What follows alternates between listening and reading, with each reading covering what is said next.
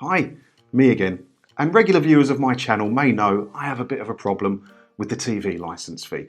But many people out there do defend the TV licence and think it's a good thing, and they like to send me messages regularly.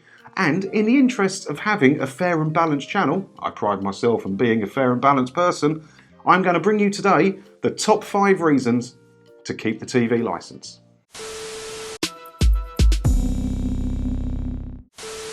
Reason number 1. It's good value for money. Being good value for money is one argument that always comes up when you're debating the TV licence with anybody. And of course, the BBC is fantastic value for money. In fact, in a recent YouGov poll, 28% of the British population believe the TV licence is excellent value for money.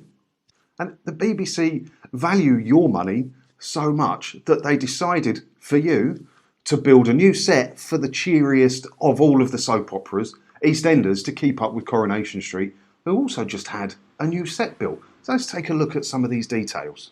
So the team working to build the new Coronation Street set managed to get everything done, the street, the shops, the houses, some studio stuff, all of that, for about 10 million quid, which sounds like a lot of money, but it's probably about right, I reckon, isn't it? So not to be outdone, the BBC, who are excellent value for money, we've already stated that, went 27 million over budget. That's not the total cost, that's over budget, building the new EastEnders set. The total fee for building the new EastEnders set was over 86 million quid. And that, my friends, is value for money. If you're one of the builders who've got to work on it. No, they're excellent value for money, the BBC. So anyway, for a mere 13 quid a month, you can have access to BBC One, BBC Two, BBC Four, because they deleted 3, which was actually one of the good ones, the rolling 24-hour news channel, and BBC Parliament, and also BBC iPlayer. Now let's compare that to some competition. Let's pick Netflix, for example. You know, $5.99 a month is where Netflix starts, and for that you get premium TV shows from all around the world, including some BBC stuff, and movies from all around the world that you can stream on demand whenever you want on pretty much any device you want. There's even fridges that have Netflix on them now. So that's the competition, $5.99 versus $13.99 for the BBC stuff. If you ask me, $5.99 is a joke for all that content you get on Netflix, in comparison to all the stuff you get on the BBC for pretty much twice the price, but for 1/10 of the content. If you ask me, the BBC is fantastic value for money. Number 2, the BBC makes quality programming. Now the BBC is known all around the world for the quality of its programming, and it's sold all around the world. Like a prime example of that was Top Gear. You know, Top Gear was world renowned. It was the most watched motoring show in the entire planet. Although the guys that made it famous now work with Amazon, don't they? What about David Attenborough's Life series of shows? World renowned and amazing. Really high quality stuff that only the BBC could do. Oh no, hang on. Because David Attenborough now works with Netflix, doesn't he? Oh, there was that soap opera called El Dorado. That was high quality programming. Or what about that recent show, Make Me Famous? Oh no, because that got the lowest ratings of any primetime BBC show ever made, didn't it? They said in the paper. We'll ignore that one. Or how about Mrs. Brown's Boys? That's a popular BBC show. I think the Christmas special in 2013 was watched by 11 million people. Now last year's Christmas special was watched by 3.8 million people. And the BBC just paid for the show to be continued all the way till 2026.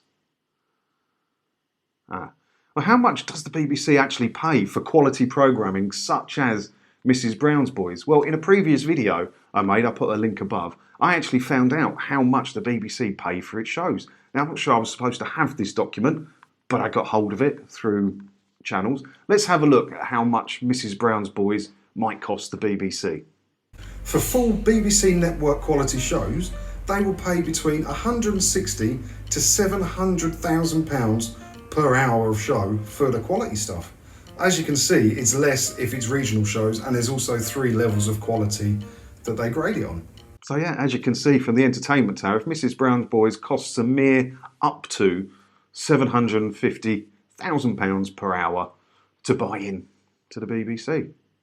Value for money and quality programming. Number 3, there are no commercials on the BBC. That's right, On the BBC, there are no gaps between shows for commercials. I mean, there's gaps between the shows, obviously, because they'll just be one into one. And in these gaps between the shows, they show idents or they advertise, they talk about their other shows that they have. And sometimes these gaps between the shows can be, a couple of minutes long while they talk about bits and pieces. And this is compared to commercial channels like ATV that have gaps between their shows that are a couple of minutes long, but they try and sell you products. But that is how they fund their channel. The BBC don't need to do that because obviously we all fund them directly. Although it is probably worth remembering at this point that the BBC do own the UK TV group, which is Gold and Dave and all those channels. And they are commercial. In fact, they're proper commercial. They even sponsor individual shows. Like if you watch Top Gear on there, it's like sponsored by Halfords or whoever it's sponsored by now.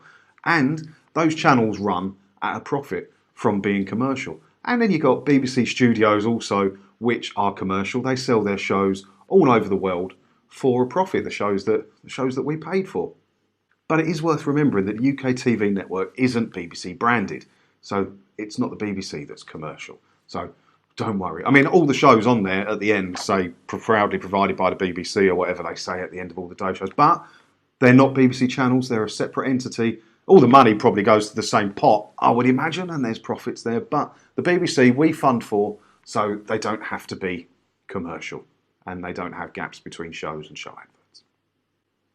Although apart from a lot of the product placement that I found, I put a video above where I found the BBC has a load of product placement in some of their shows. Only Fools and Horses was disgusting for product placement. Take a look, put the link above. Number 4, it's traditional. Tradition is important. I like traditions. I have a weird little family tradition that we have in the house here, whereas my childhood teddy bear, Edward, he dresses up as something Christmassy every year and lives on top of the tree instead of a star. Tradition is important and it's worth keeping things around because they're traditional. But while we're talking about traditions, let's take a look at some of the other traditions around the world. In Tajikistan, for instance, they have a practice called bride kidnapping. Now, this is where a gentleman who'd like to marry a woman kidnaps her, sometimes violently, and forces her into marriage. Now, it's estimated that between 68 and 75% of all marriages in Tajikistan come around because of bride kidnapping. And I think we can all agree, another wonderful tradition that we're glad is all still going. What about over in Spain? Bullfighting is a huge tradition. I spend a lot of time in Spain, and I always wanted to go and see a bullfight and be part of this tradition myself. And now I've seen a lot of grim stuff with my own eyes. My first wedding was one of them, but nothing I've seen is quite as gruesome as a bullfight and quite disgusting. But it's a tradition, so we're going to keep that one around too. Now, am I being a bit ridiculous to class those traditions I mentioned in with a 13 quid a month TV licence? Of course I am. I'm being utterly ridiculous. They're terrible traditions. But it does go to show that just because something's traditional doesn't mean it should be kept around. Sometimes traditions get outdated and they need to be scrapped so we can all move forward as a people. Do we need to do that with a TV licence? No, because it's traditional. So you keep paying for your TV licence. Number 5, the TV licence helps keep the BBC's independence. Now, it is true that many media broadcasters are owned by other entities that may find owning a media company beneficial to their other business. And this isn't the case with the BBC. It doesn't have owners. No media conglomerate owns it. Doesn't really have any shareholders or anything like that. It's completely independent. And yes, BBC independence is a genuine reason to keep the BBC around and to publicly fund it. It's probably the only actual reason to keep the BBC around and keep it publicly funded, is so it can be independent of everything. But is the BBC independent from government control? That's something that comes around a lot. I don't know. But I do remember watching this clip a few years ago on an episode of BBC's Panorama. Take a look. Serious measures. We do have reserve powers in effect to take over the BBC if we were to wish to, and to get them to broadcast whatever we wanted them to broadcast. Those powers are there in the Broadcasting Act. My advice to the Prime Minister would be not to use those, but I think we should be talking to the broadcasters about having the Prime Minister on the air very quickly. You wouldn't disagree with that, Michael, at all? No, I entirely agree that the Prime Minister should be out there, and We shouldn't be using the powers to bring in the BBC, but we should certainly be talking to the broadcasters about the way in which the coverage is going to be organised. Now, there's also a book out by a gentleman called Tom Mills, and the book is called The BBC, The Myth of a Public Service. And I found this paragraph in there. I shall read it to you now in my lovely Essex accent.